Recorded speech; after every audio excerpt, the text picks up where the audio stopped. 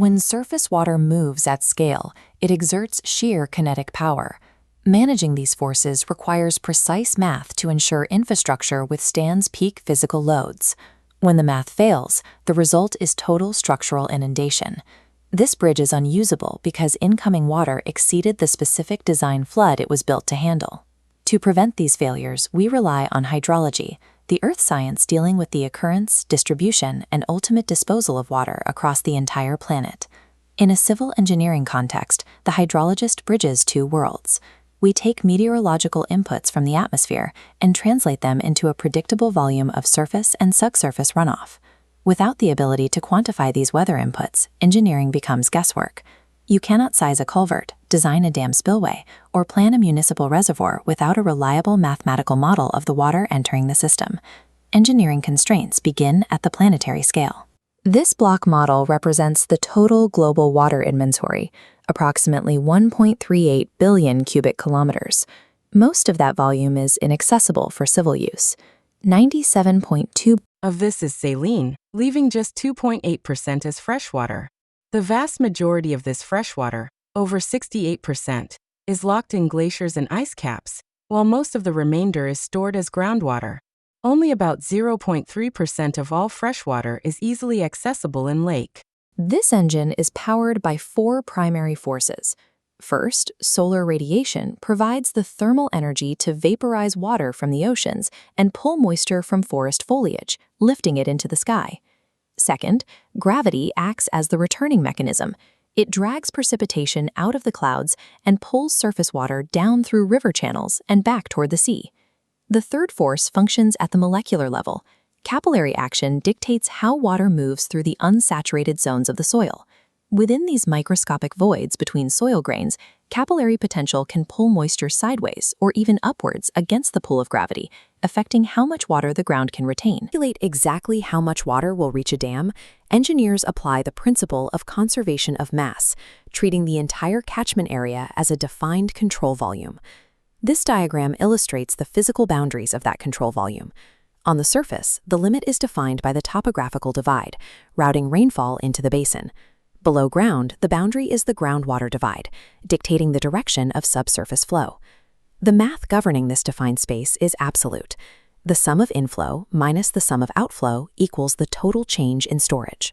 We expand this equation into the specific variables of the hydrologic cycle: precipitation, runoff, evaporation, transpiration, and groundwater flow. The central task of a civil engineer is to accurately quantify the precipitation input and strictly deduct all environmental losses. By isolating the exact remainder, we find the single variable we actually design infrastructure to handle: effective runoff. Water enters our control volume as precipitation. The intensity and total volume of that input depend entirely on the atmospheric mechanics forcing a moist air mass to condense. Orographic precipitation occurs when wind forces moist air up against steep topographic barriers. Rising air rapidly cools, dumping heavy rain on the windward slope. By contrast, cyclonic precipitation is driven by atmospheric pressure differences. In the northern hemisphere, winds converge inward toward a low-pressure center, rotating counterclockwise to lift the air and generate massive, sustained storms. Engineers track these weather events at discrete points using standardized tools. In India, the standard manual instrument is the Siemens non-recording gauge. It features a 12.7 centimeter diameter funnel physically measured every day at 8:30 a.m. The limitation of a non-recording gauge is severe. It provides the total daily volume, but completely fails to capture the fluctuating intensity of the storm, data required to model peak flood conditions. This photograph shows a recording gauge. It automatically plots accumulated rainfall volume against time on a rotating paper chart, generating a continuous mass curve. Specific recording mechanisms serve specific data needs. A tipping bucket gauge is highly accurate for measuring raw intensity, while the natural siphon float type produces the continuous mass curve and serves as the standard recording gauge across India. While these point measurements are highly precise, a single 12.7 centimeter funnel cannot mathematically represent a massive three-dimensional basin. We must extrapolate that data across the entire catchment area. Converting isolated point measurements into a reliable average depth across an uneven landscape is a required calculation for any hydrologic model. This diagram illustrates a specific problem from the 2025 GATE Civil Engineering exam. We have 4 distinct rain gauge stations recording 100, 110, 100, and 125 millimeters. The most basic mathematical approach is the arithmetic mean. You take the 3 gauges located strictly inside the catchment boundary, sum them up, and divide by 3. The calculation results in 103.33 millimeters. This method contains 2 severe flaws. It assumes rain falls with perfect uniform density across the entire region, and it completely ignores the 125 millimeter reading from the gauge sitting just outside the physical boundary. To correct for non-uniform spatial distribution, engineers use the Thiessen polygon method. The first geometric step is to map the network by connecting all adjacent stations with straight lines. Next, we draw perpendicular bisectors across those lines to establish defined polygonal zones of influence around each specific gauge. By calculating the area of these new polygons, we generate specific area weight factors: 25%, 50%, 10%, and 15%. We multiply these weights against the rainfall totals for all 4 gauges, including the external one. The calculated Thiessen mean is 108.75 millimeters. The result is higher because the geometry properly integrates the heavy rainfall zone identified by that 4th external gauge. It represents the actual spatial distribution of the storm, which is why it is the correct answer to the exam problem. While Thiessen polygons correct for distance, they still assume flat terrain.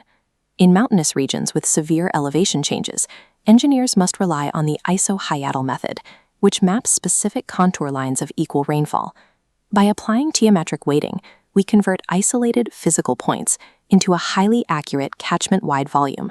The input variable for our equation is locked. The gross precipitation volume we established does not flow directly into the reservoir. The natural environment immediately begins extracting water from the system. The first abstraction is evaporation. This is a mass transfer function, driven entirely by vapor pressure deficits in the atmosphere above the water surface. This loss is empirically modeled by Dalton's law. The evaporation rate equals a specific constant multiplied by the exact difference between saturation vapor pressure and actual vapor pressure. The equation reveals a strict physical limit. Evaporation is sustained entirely by the deficit. The moment the actual vapor pressure reaches the saturation limit, the mass transfer completely stops. Because this deficit is tied to temperature and solar radiation, field engineers utilize Penman's equation to merge mass transfer measurements with explicit energy balance variables. This graph illustrates evapotranspiration, detailing the combined water loss from the soil and biological plant life. The curve proves that abstraction rates are dictated by soil mechanics.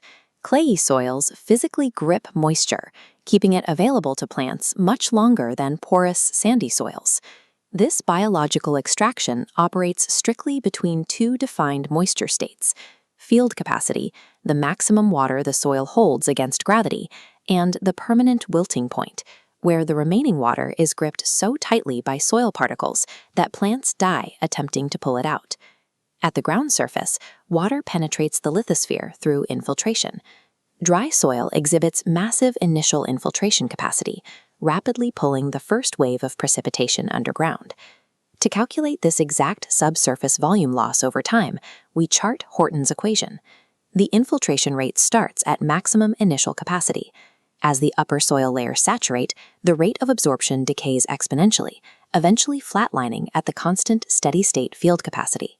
Dalton's mass transfer models and Horton's decay curves supply the exact empirical rates needed. We now have the data to mathematically deduct the environmental abstractions. With the physical input and the environmental losses fully quantified, we execute the final step of the water budget equation. This chart is our gross precipitation, the total volume from the Thiessen calculation. We subtract subsurface volume trapped by Horton's curve and vapor lost via Dalton and Penman. The remaining block is effective runoff, the precise net volume traveling toward the catchment outlet. This net flow volume serves as the singular numerical input required to generate a unit hydrograph. Without mapping this exact remainder, engineers cannot execute flood routing methodologies. A massive dam cannot be safely sized, and a concrete spillway cannot be designed to survive the sheer force of extreme weather. Civil engineering hydrology applies the strict rules of mass conservation to weather systems. By calculating inputs and mathematically proving the losses, engineers translate unpredictable storms into the precise volumes required to build safe, lasting infrastructure.